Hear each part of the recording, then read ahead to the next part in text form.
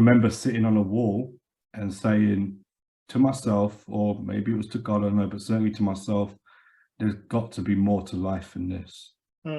I remember very clearly at 15, 16 years old, hating myself, hating my life, angry, shamed, embarrassed, no confidence.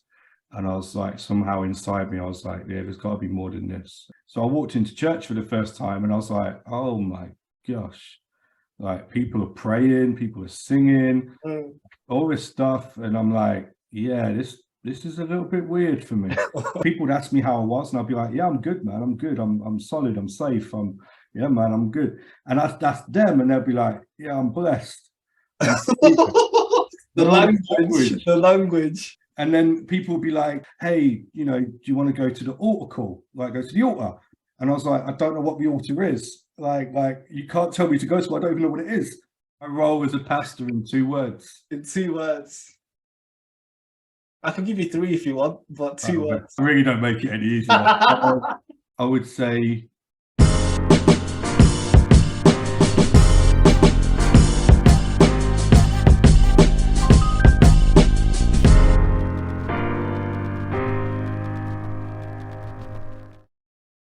Thanks a lot for coming through today, Pastor James. No problem, man. I probably couldn't explain to you like how much it meant to me when you said yes. Okay. And I apologize for the camera as well, but okay. Thanks a lot for coming through. Privilege to be asked, man. Anytime you know you get asked to do anything like this, I consider it a privilege. So thank you. I appreciate it. I've said your name, but just to begin with, would you mind just introducing yourself? Just say maybe a couple of things about you, just as an introduction. We know you're a pastor, and we know you're Pastor James. But So I'll leave that part aside. Well, yeah. So I serve as a pastor, I guess, like an associate pastor at a church in Salford, Victory Outreach. I've had the privilege of doing that for the last 16 years. So that's a great privilege for me to be able to serve God's people. I am married, been married for 17 years, have 2 kids, amazing kids, amazing wife too. And I work also at a Bible college in Manchester where I finished my BA in theology and my MA in biblical studies. And I'm currently in the process of hopefully starting my PhD in September. And yeah, I work there. I coordinate one of the degree pathways, oversee placements, student support. I just love being part of that type of environment. So probably, unless you want anything about my past pastor, you want to bring no, we'll get into that, don't worry. Right. That's fine. That's the main things about the here and now. Right. So obviously the fact that you're a pastor is probably going to play a part in this conversation. But I don't want to make it all about that, because I'm sure that your life is it involves, like, there's also you as a person, and I'd kind of like to get into you as a person and not just you as a pastor. Yeah, that's fine. But unfortunately, I'm gonna, maybe the first couple of questions will be as you as a pastor, but just 2 quick ones. So I'd kind of like you to describe your role in 2 words.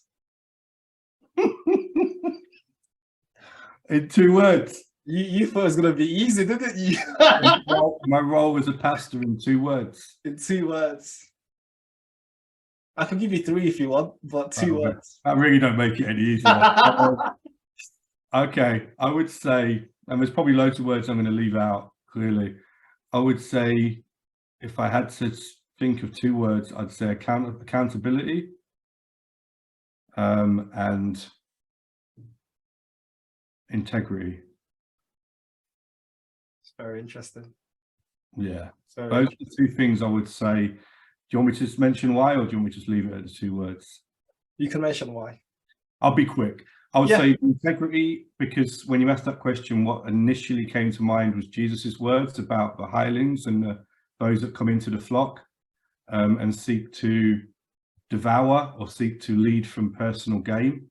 I think Paul talks about it to Timothy. Paul talks about it to the elders of Ephesus in Acts. that there are going to be those who come amongst you who seek to lead and shepherd for their own promotion, their own gain.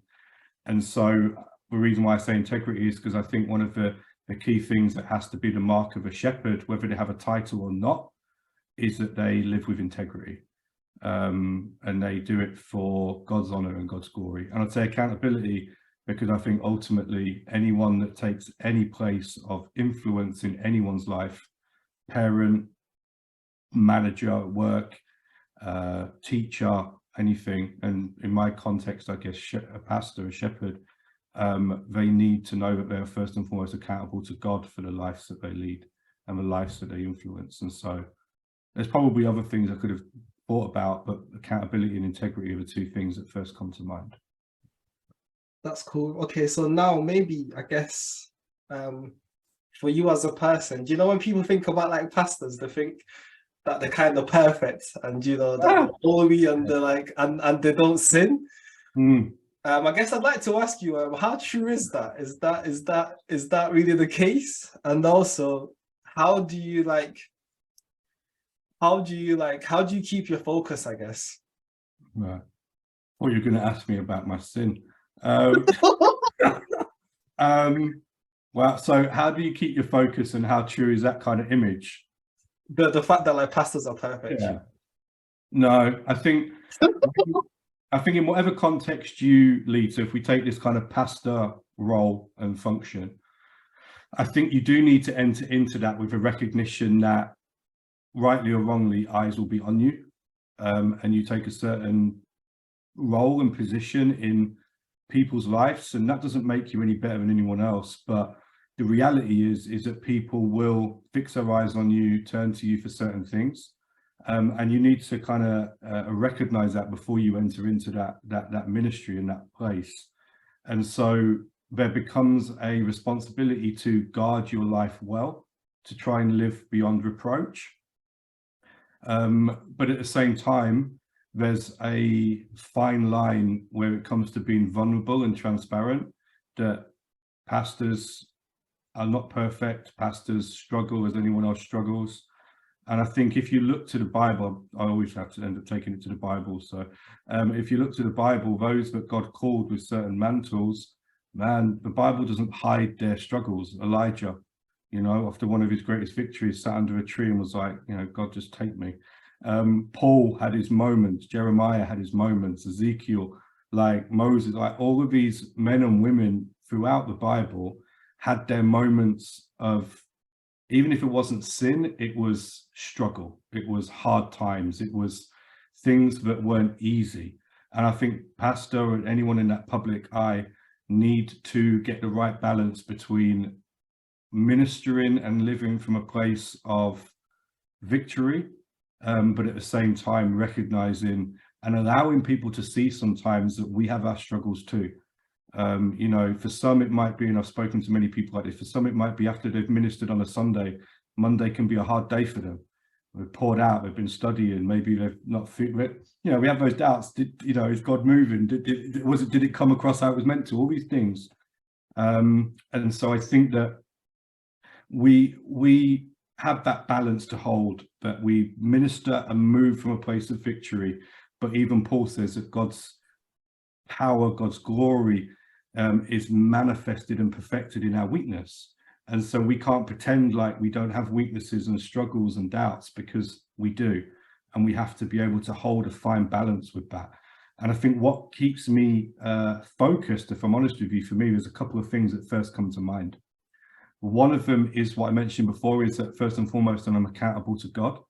So no matter what happens to me as a person, it wasn't people that called me, it wasn't people that gifted me, it wasn't people that graced me, it was God.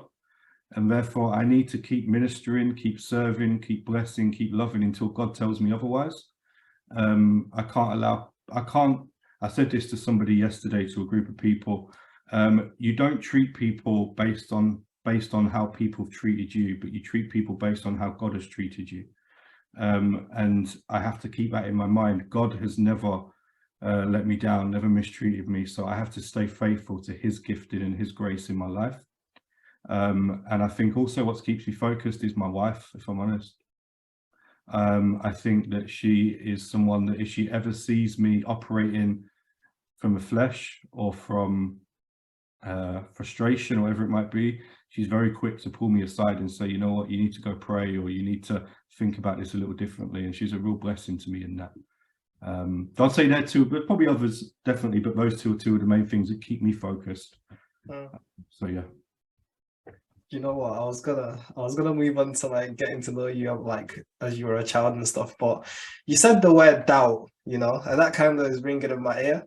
So I'd kind of like you to talk a bit about doubt, like maybe for you personally, like when there are those times of doubt, be it if the message was received well, or also taken away from you to like people like myself, just doubting, do you know, even someone maybe doubting whether they should try and be a pastor or like try and do something for God, you know, because we have doubts even to maybe evangelize to someone next to us, you know, like you have all these doubts whether you even what you're reading is right. You even have doubt if this whole Christian thing is real, you know, like doubt is kind of, it can overreach a lot of things. So yeah, maybe just talk about some of it or all of it, just all of it. Yeah, so I've found a few things with doubt, and I guess it depends on the context a little bit. But one of the things that I love is what Paul says to Timothy as well, when he says, and I know not everybody comes from this place, but this will probably speak to a certain portion of people, and then I'll speak about something else with it. But Paul says to Timothy to remember the prophecies that had been spoken over him, to remember the promises that had come to him. And Paul says this really key phrase. He says, don't forget these prophecies, don't forget these promises. And he says, and with them, fight the good fight. So he says, with these promises, that's how you fight. And it's easy to think of different ways we can fight. You know, for some of us, maybe we love to fight with our mouth, or we love to fight with our, you know, somebody might fight with their fists back in the day, whatever it might have been. But Paul says, okay, how do you, when you're facing something that probably feels bigger than you, feels too great for you, maybe you're scared of what's going to happen, you're going to be embarrassed, you're going to be wrong, and all these questions that probably go through all of our minds at different times, Paul says, here's the first thing, remember the promises that have been spoken over you. And if you can draw back onto those promises and remind yourself of them, then he says, that's how you fight. And what does he mean by that? For me, that means stay consistent with what you were doing before, like continue on that same path, don't stray from it. Continue to be faithful, continue to serve, continue to do these things. And I'm always a firm believer in this, is if we don't have a personal promise that has been spoken to us, there are thousands of personal promises in the Bible that are just as much for someone that's been saved for a day as it is for someone that's been saved 50 years. Like there's certain promises that speak to us about God's faithfulness and God's goodness and God's kindness and all of these things. And so I think that's the first thing. The second thing that I found with doubt, and this has been one of the biggest encouragements to me, and it might sound silly, but it's so encouraging to me, is that if you are worried that you're not the best person for the job, that's okay, because you're probably not. But that's not, God is not looking for the best person. God's looking for you. And so at times when I've stepped into something, like when I became a Christian, I could not look people in the face. I couldn't. I would look down, I would look away, I couldn't look people in the eyes. And so when God began to stir my heart to be a speaker and a communicator and a teacher, I was like, nah, there are way more people that can do this in a better way than I can. And God was like, right, but I'm not looking for them in this context. I'm looking for you, because it's my anointing and it's my power and it's my word, my spirit. It's not your word, it's not your spirit, it's my word and my spirit. It's like God functions. And so God was like, so I don't need you to be the best. I don't need you to have the best education. I don't need you to be saved this amount of time. I don't need you to be able to quote every scripture and read it in Greek and Hebrew and all of that stuff. If people do that, it's fantastic. But God doesn't need us to do that to use us. So the second thing for me was, okay, I don't have to be the most qualified person. I really don't. And again, you look through the Bible and, you know, and there's an example almost in every chapter of the Bible was someone that God calls that wasn't the perfect person, but yet God used them. And I'd say the third thing is very simply this, is that you won't know until you try. Like whether you are a pastor, whether you are a teacher, whatever it may be, whatever function that is, whatever role that is, whatever place you play in God's church and God's kingdom, it's the same spirit that I believe, the same values that go behind it: love and servanthood, love and servanthood.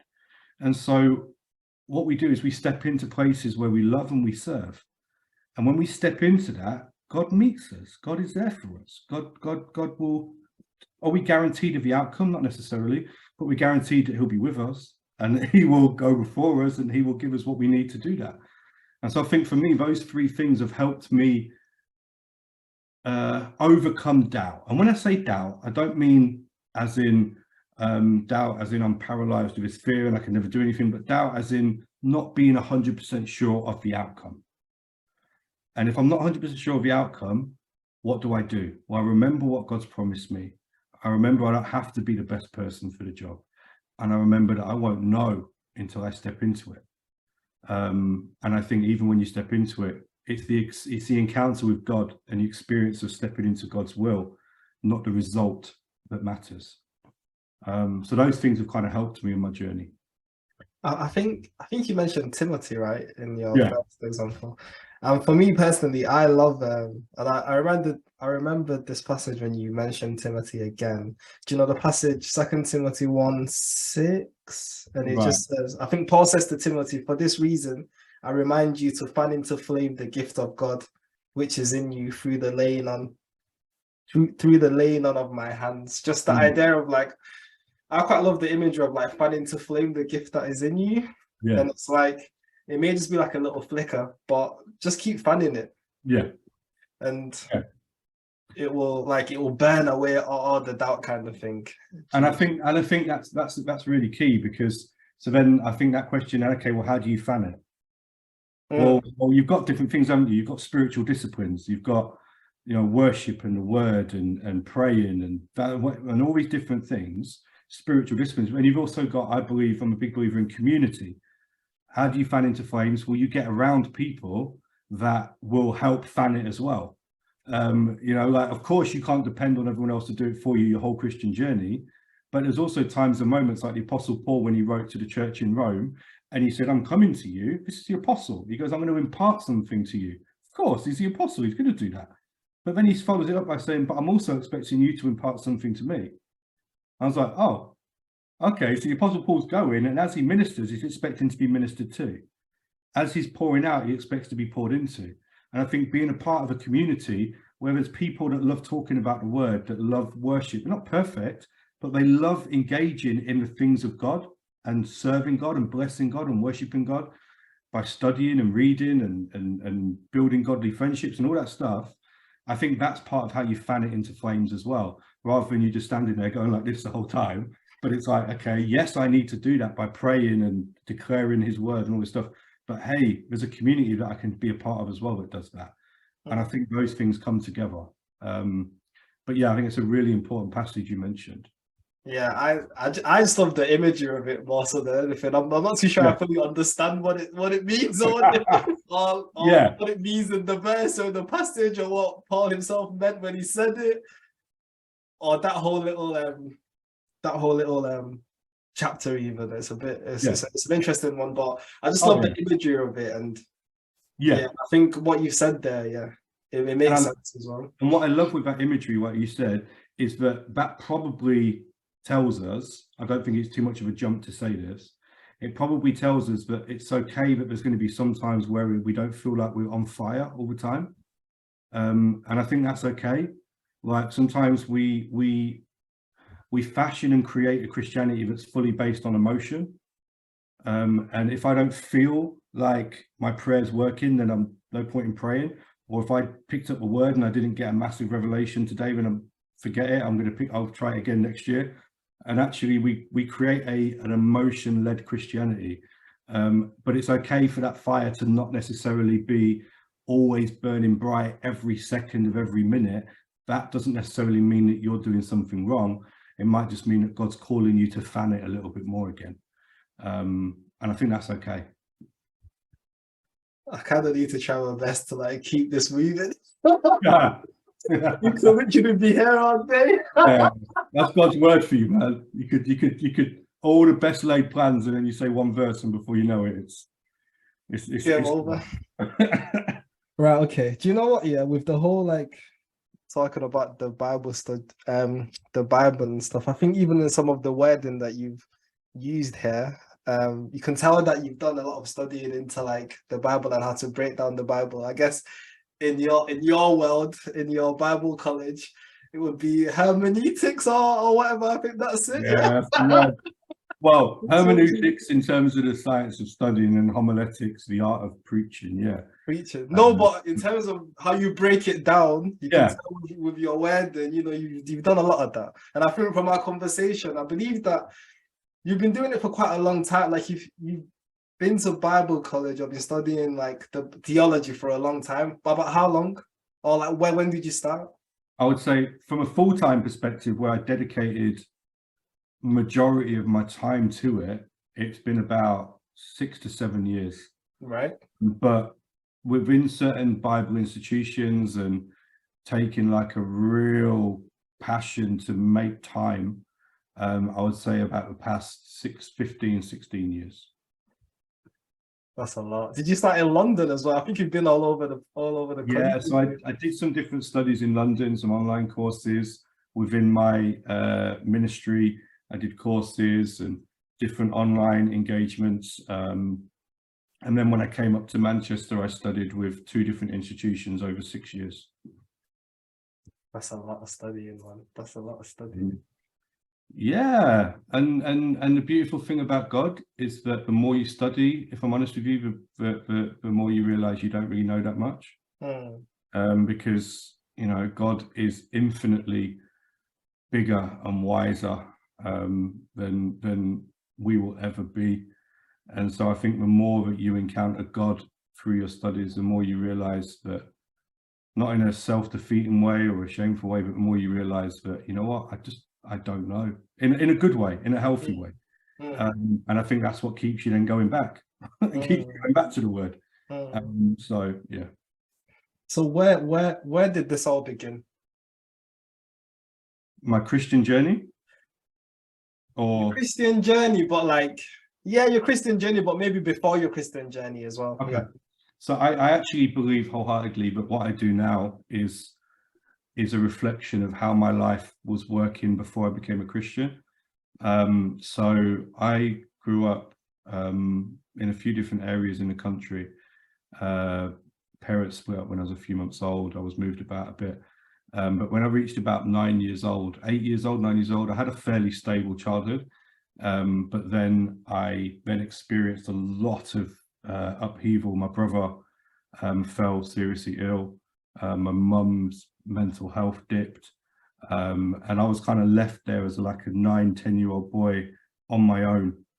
But the thing about my life was, from when I was young, I always had a real aptitude for education. I loved it. And I took some exams, went to a grammar school, one of the top grammar schools in the country. And it was, like, it was just top level. But I struggled badly. I didn't have my family around. I was very angry about what had happened. My brother had pretty much gone. My relationship with my mum had broken down. I didn't really know my dad. He wasn't really in the picture. Not necessarily his fault, but he wasn't in the picture. And so all of a sudden you had this 11, 12-year-old boy, his whole family had disintegrated around him. And I went into this high school where I came from a very, I guess it's all relative, but from my context, a very poor family. Other people probably wouldn't see it as poor, but for me, I didn't have anything that the people around me had. And I went into this grammar school where everyone was pretty much middle class and, was doing okay. And I just couldn't work it out. I couldn't handle it. It was all a bit of a mess to me. So I ended up leaving school at 12 years old and I didn't go back. I went back for 2 weeks when I was like 14. Well, that's good. Did you catch up on the other years in those 2 weeks? No, you know what? I wasn't that good. I couldn't handle it. I couldn't handle it. And there was no one there to tell me what to do. So I did what I wanted. I was a wild kid. And do you know when you said you just left, what does that mean? What does that look like? You just left? Well, it probably looks different 25 years ago than it does now. So 25 years ago I could leave and there was no one really but there was no consequences for that, for my family particularly, and certainly not for me. And so I left school and that was it for me. For 4 years I just kind of played football, wandered the streets, caused a bit of mayhem, got into things I shouldn't have got into. If I'm allowed to say it, yeah, got into like drinking and drugs and different stuff, not hardcore, but just enough to continue a spiral for me. And at that time where I lived, I grew up in Scarborough for many years. There was no churches that I knew of. I never heard the gospel at that point. All I remember at that point, by I was 15 years old and I hadn't been in school for 3 years. I was hanging out on the streets every night. And I just know that to that point, my only experience of any type of religion was about 4 Jehovah's Witness meetings with my mum when I was younger. And that was it. I had no context of Jesus or church or anything. And I reached a point, I was 15, just about to turn 16. I was like, I can't function like this. For me now, I believe it was God's providence and God's hand. But I remember waking up and saying, yeah, I can't function like this no more. And I made a decision at that point to go and live with my dad in London. And I'd only seen him like twice in 6 years. I just said, you know what, I'm done with this. Life has got to be more than this. I'd seen my friends, kind of some of them getting locked up, some of them becoming drug addicts, and I was just like, I don't want that. I don't want to go down that road. Some were doing okay, but some weren't. And so I ended up going to London and got into, and this is a crazy story, right? I got into a college, went through a college exam to get into college, not been to school in 4 years. Went to a college because my dad was on me. Okay, so get your education. So I went to a college. And this for me was like, God, you just blow my mind. Took an exam to get into this college, failed it. I haven't been to school in 4 years. I didn't know nothing, really. That much anyway. I was wasting my time. And so went to another college, walked in, took an exam so I could do my GCSEs, failed it. Walking out of the college, a teacher chased me down and said, have you got a course sorted out? I said, no. I said, I failed my test. She's like, okay, I'm putting your name down on my course. You come on my course. Did I know what course that was? No. I just knew I had to be in education somewhere.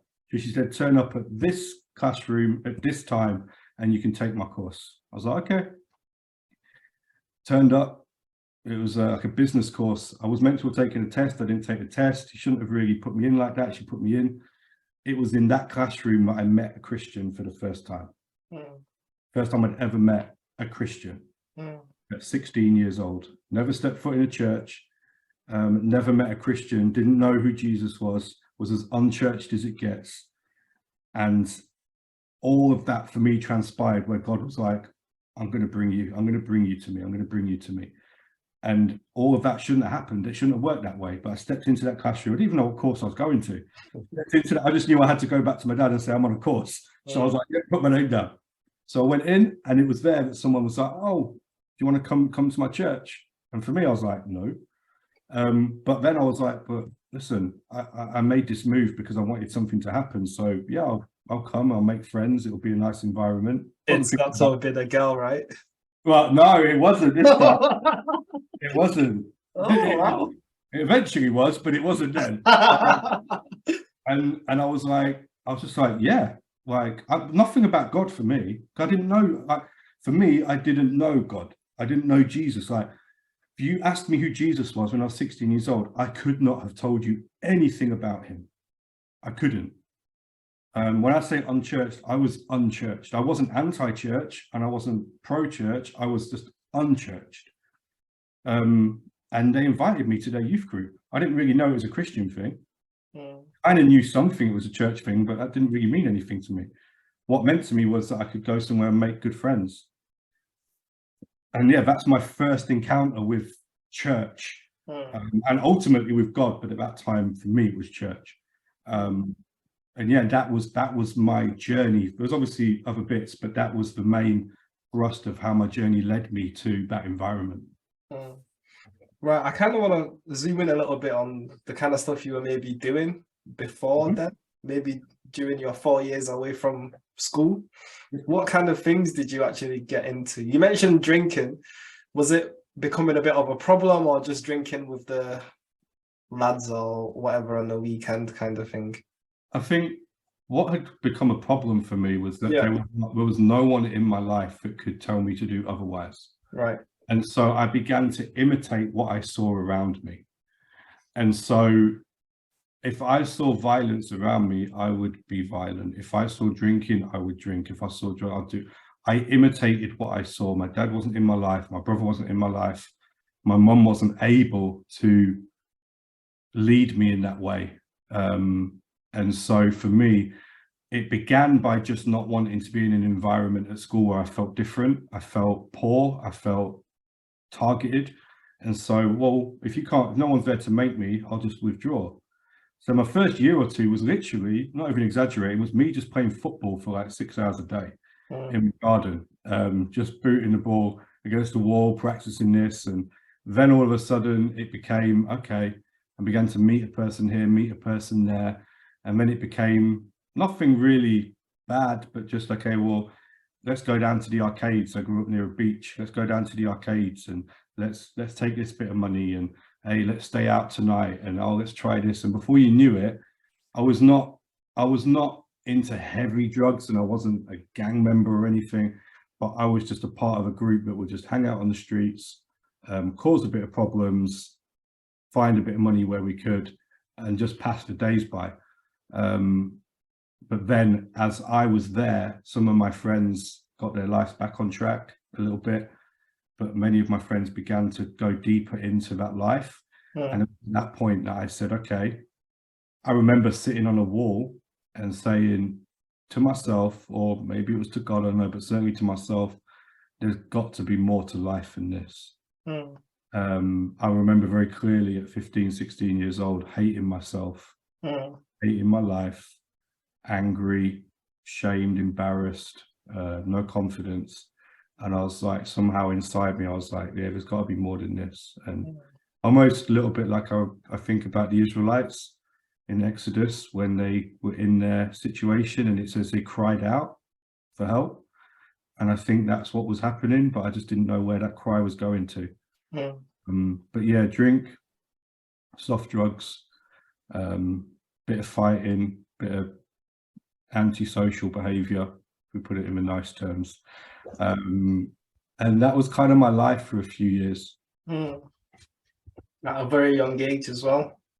Yeah, 12 years old, I kind of just disengaged from everything that was society and just create my own little kind of circle that I would live my life in.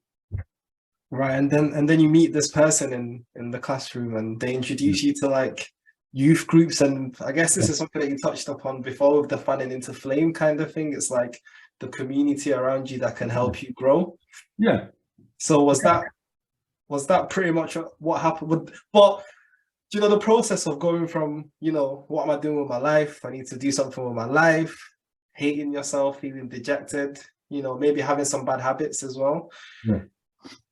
Was it an instant thing where you go to church and it was like from black to white, or was it a gradual process? And maybe tell us about that process, maybe some mistakes that you made, or maybe sometimes when you got complacent or even like ahead of yourself, like ahead of where you actually were. Like, just tell us a bit about that process.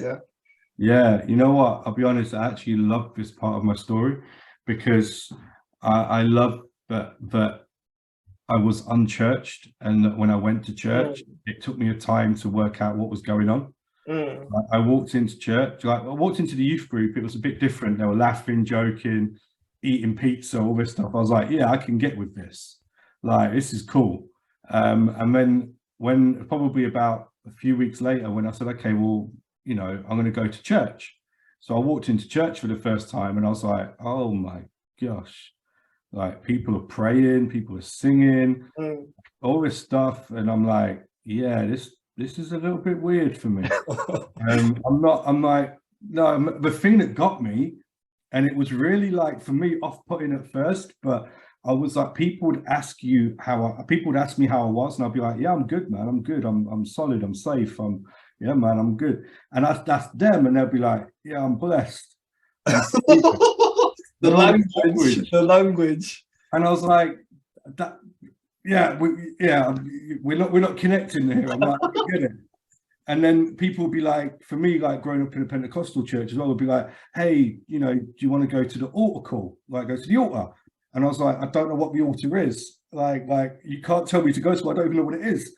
And it was all very surreal and a little bit weird for me. So I just stand, people even remember it now when I first came in, I just stand at the back and watch, because I didn't really understand much of it. But the one thing that kept me, even though I didn't understand the whole church thing at that time, I definitely didn't understand God, or certainly the fact that God was real and was calling me. I didn't get that at that time. What I did get was that people treated me in a way that no one else had ever treated me. And that's what kept me. Even when certain things didn't make sense, I encountered a community that was loving me and being kind to me and taking me out to eat and wanting and all this stuff. And I was like, well, yeah, I can deal with that. And so even though the other things wasn't particularly clean at that time, because I didn't get what it meant to pick up a Bible or pray or any of this stuff, what I did get was, wow, you're making me feel a way that no one else has ever treated me. And so that I'm going to stick around for. And it was only as I stayed in the environment and I began to hear these preachings and these teachings and these people praying, and at first what probably went over my head, all of a sudden I'm in that environment for a certain amount of time, and all of a sudden someone says something about God. What probably went right over my head a week in or a month in was now settling in me, and I was like, oh, maybe God is real. Maybe. And then I remember my first encounter with God, and it was probably like 4 months in, and I was no longer going to church or for people. I was going to church for God. And there was a shift, but it took time, because I mean, maybe it's not like that for everyone, but as unchurched as me, there needed to be some light bulbs that had to go on, and some things I had to learn and become at least a little bit comfortable with, and that took time. Right. So okay, so there's something I wanted to like bring out. I was going to ask you a question, but I think you've already answered it, but I'll bring it up anyway. So you went to the school. Was it a grammar school? Did you say a grammar school where you didn't really fit in because the people were maybe middle class and stuff like this, and you didn't really relate to many people? But also you go to church, and again, there's these new set of people who you didn't really fit in with, didn't understand the language at times, stuff like that. But with the church, when you stopped there, and I guess I kind of wanted to ask you, why was that? But I think you've kind of explained it in a sense of their kindness to you and the love that they showed you and how they welcomed you was a reason. But I don't know what, now thinking about like the two instances, and aside from what you've already mentioned, and maybe God's providence, you know. Yeah.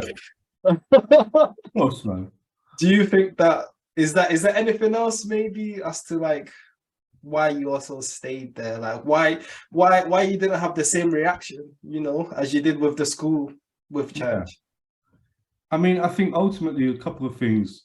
To dig a bit deeper with the way that people treated me was that people didn't judge me for not being the stereotypical Christian. Like, if I can be honest, like I didn't understand how you should act in church. So when people, at first, when people asked me how the church service was, I would answer with a swear word. So I'll be like, yeah, it was brilliant. And I'll be like, so for me, it was like, I didn't understand that was wrong. I didn't get it. So it was just my language. And instead of people judging me and being like, you know, God's going to strike you with a thunderbolt, it was like, okay, maybe don't answer like that, but it's great to hear you enjoyed it. And it was, people didn't judge me for my weaknesses. They bore with me, they were patient with me. And I think the other side of it was, in that environment, the weaknesses I had and the struggles that I'd experienced and some of the challenges I had in how I viewed myself and how I viewed other people didn't all of a sudden just go away into a distance, but I had hope that I would be able to overcome them, and that there was a purpose behind it all. And so it wasn't all of a sudden the first moment I stepped in church, I was angry and now I'm not. But what it was very quickly was, I'm angry, but actually in this environment, maybe that's not going to be the end of the story for me. And maybe I'm going to overcome this at some point. Maybe I'm going to have hope. Maybe I'm going to have peace. And so the church became that place where God was able to give me hope that all these things that had plagued me from my childhood was not going to be the end of the story. And I found hope in that place, even though not everything changed straight away. And I do wholeheartedly believe that that was God drawing me to him through his church and through his people. So yeah, I think they were two of the main things. I've got a couple of follow-up questions, right? But I guess I'll ask this one first. So say, for example, if I was to have met young James back in the day, just getting to know God, just trying to fit in, swearing in church, whatever, like full of enthusiasm. Not for too long, can I say? I wasn't doing it for too long. But just full of enthusiasm, Yeah.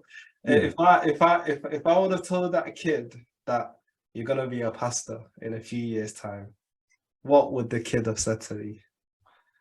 Well, firstly, what's a pastor?